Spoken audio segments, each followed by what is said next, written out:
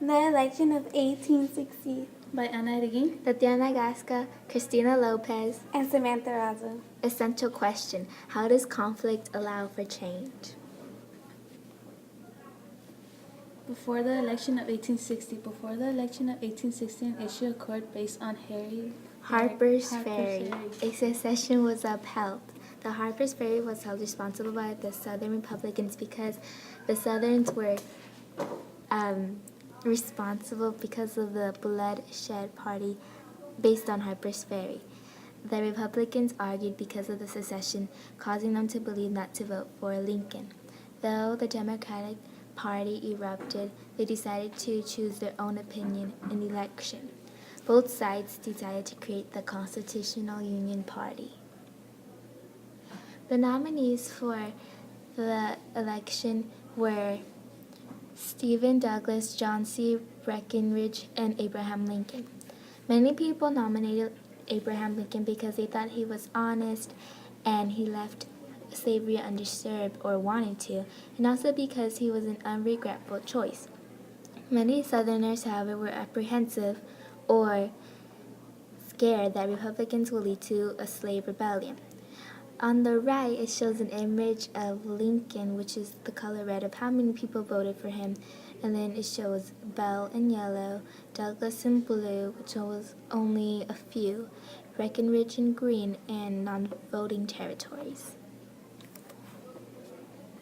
Election. Abraham Lincoln was born in 1809 in Kentucky.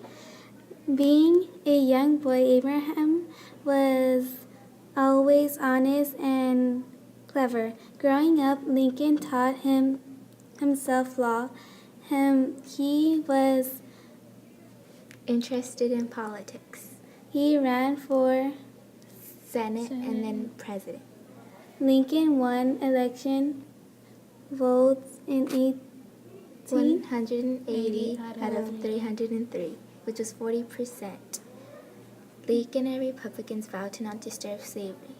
Growing up, Abraham's father wanted him to work in agricultural fields like farming, but Abraham decided to teach himself law, which he was very interested in politics, and he was up against a different person, but he won president. Union and compromise. Though Lincoln promised to keep slavery left alone, many Southerners were fighting that Republican administrators will not secure Southern rights. On December 20th, 1860, the South threatened to leave the Union because of the North and the government itself being unfair. South Carolina made a convention also voting to secede. Other southern states decided secession or a withdrawal from the Union. So secession was a withdrawal from any situation, this point being the government itself. December 1860, Senator of Kentucky presented a volume of amendments for the Constitution. This plan was to protect slavery. This was helped by the Missouri Compromise, though Republicans claimed this plan unacceptable. The leaders in the South also rejected this plan. Lincoln had stated that government shall be broken up unless we surrender to those who have beaten.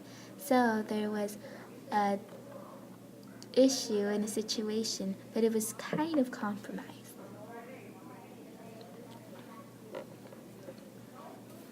Confederacy and secession. February 1861, Texas, Louisiana, Mississippi, Alabama, Florida, and Georgia joined South Carolina and seceded. So the Confederate States on the right is a picture of what was the different places, such as the blue was the United States, black was territory, the border states were yellow, and the Confederate States were red. Delegates from these states in Montgomery, Alabama. February 4th, delegates wanted to form a new nation and government known as Confederate States of America. Southerners welcomed secessions too. While this was happening, many Northerners were very furious at the fact that Southerners were trying to get their way instead of just listening to the government. Charles in South Carolina people celebrated on the streets. Atlanta, Georgia told the South that they would defend liberty no matter the consequences. The North had enough with the South, so they preferred the South to leave. Or they just wouldn't care if the Union would be destroyed. They had enough of the South. Presidential response. Lincoln had won elected, but it not yet president. December 1860, James Bertrand sent a message to Congress declaring that the South had no right to secede, though he later said that he has no power to stop them. March 4th, 1861, Lincoln would make an inauguration speech. Lincoln's speech had two elements, toughness and peace. He announced that secession is not allowed and enforced laws. He pleaded the South for reconciliation, or restore of friendship. He wanted to make peace throughout our nation, and he tried doing so.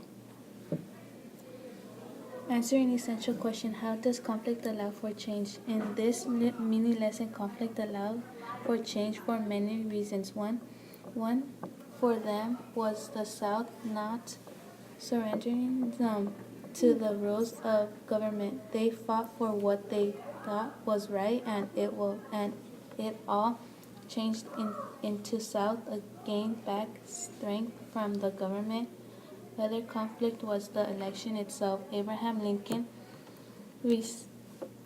persuaded the nation to vote for him, and he ran against tough people, but over time he won the election and changed our whole nation and formed it into another meaning.